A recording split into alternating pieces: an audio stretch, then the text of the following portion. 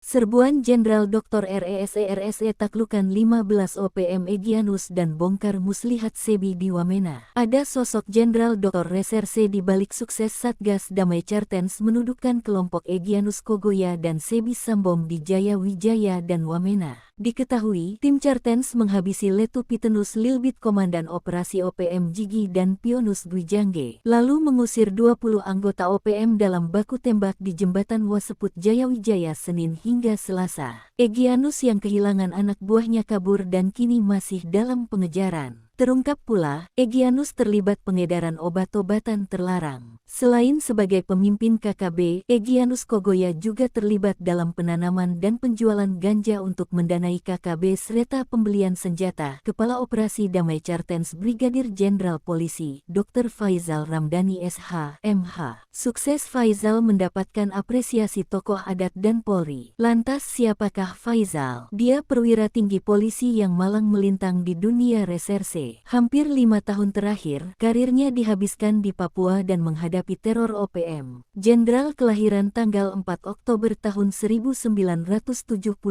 Jakarta ini merupakan lulusan Akpol 1996.